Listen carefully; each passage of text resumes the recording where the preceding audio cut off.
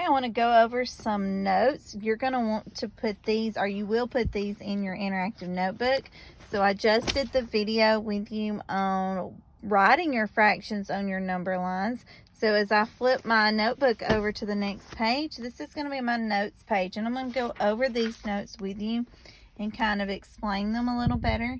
These are probably the most common mistakes when it comes to number lines and how we mess up when we're working with our fractions or trying to figure out what our fractions are. So on the top of this page, I want you to write notes and put a colon behind it. Then on the next line, I want you to write fractions on number lines. So these are the things you're going to look for when you are doing a fraction on a number line. Okay, number one, always start at 0. I do not know how many times I have to count off number lines in 3rd grade because we want to start at the number 1. You will never start with the whole number 1. When we start counting, we start with 0. We may not say 0, but we start with having nothing.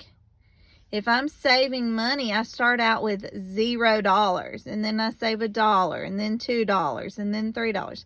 But your number lines need to always start at 0. So the first thing you're going to always do when you're doing a fraction on a number line is you're going to make sure that they started with a 0.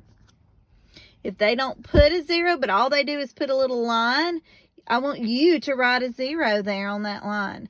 We're always starting at 0. Number 2, every whole number must have the same number of equal size parts. Just like when we're cutting our shapes into our fractional parts, every part has to be the same size and the same shape. When we're doing number lines, the same thing applies. When we're cutting our number lines and putting those tick marks on them, between every whole number, you have to have the same number of equal size parts. So this first one is a correct number line. As you can see, there are 1, 2, 3, 4 sections between 0 and 1. 1, 2, 3, 4 sections between 1 and 2. Pretty much the sections are equal size. I did not measure them, but they're close enough. If I were to look at this on your paper, I would count this as correct. Your marks are about the same length apart, and there are 4 sections between both whole numbers. This would be an incorrect number line because if you look between 0 and 1, there are 1, 2, 3, 4 sections. But when I count from 1 to 2, 1, 2, 3, there's only 3 sections. So these don't match. They do not have the same number of equal parts.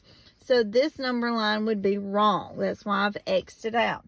This one's correct because both sections, both whole numbers, have the same number of equal size parts. Number 3, to get your denominator on a number line, to get that bottom number, your denominator, you only count the equal parts from 0 to 1. You will never go past the whole number 1 when you're trying to figure out what your denominator is. So for example, if this was my number line, I don't start at 0 and count to the end of the number line. I'm going to start at 0, and I'm only going to count the sections or the equal parts till I get to the number 1, from 0 to 1. So this one has 1, 2, 3 equal parts. It's not 6, 3, from 0 to 1, and then I stop counting. To get my denominator, I stop counting parts when I get to the number 1. So my denominator will be 3. There are 3 parts in this whole number and 3 parts in this whole number. I could keep going. There would be 3 equal parts between every whole number. So my denominator on all my fractions is going to be 3. That's number 3. That's a big one. Might even circle that one. That's when we miss the most. Number 4. Whole numbers are fractions on the number line. Another huge mistake with third grade is when we're putting our fractions on our number lines, we want to skip the whole numbers.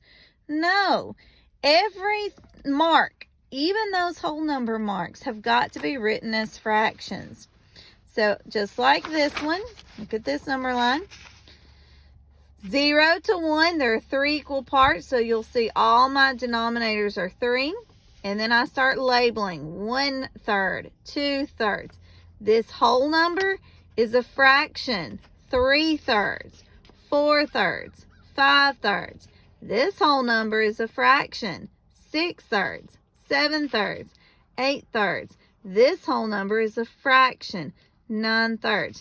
You do not skip over your whole numbers. You still have to put a fraction under those whole numbers. So I put a star and I wrote, don't skip them. I want you to do that same thing. We cannot skip our whole numbers. Number 5, this is the last one. When you pass 1, when you pass that whole number 1, your numerator will be larger than your denominator, and we call these improper fractions. So as I'm writing fractions on my number line, once I write the fraction for the 1 and I'm going past 1, every fraction after 1 is going to be an improper fraction, which means the top number is now going to be the biggest number. So we started with 1/4, 2/4, 3/4, 4/4. And then when we pass 4/4, we get 5/4, 6/4, 7/4, and 8/4. We would keep going. Any number, any fraction that goes past 1 is going to be an improper fraction, which means your numerator will be larger than your denominator. So if you will follow these 5 rules when you're working with number line fractions, you will do a very good job. But these are the most missed items that happen to us when we're answering our fractions on a number line. So study these, learn them, and practice with them every time you do fractions on a number line.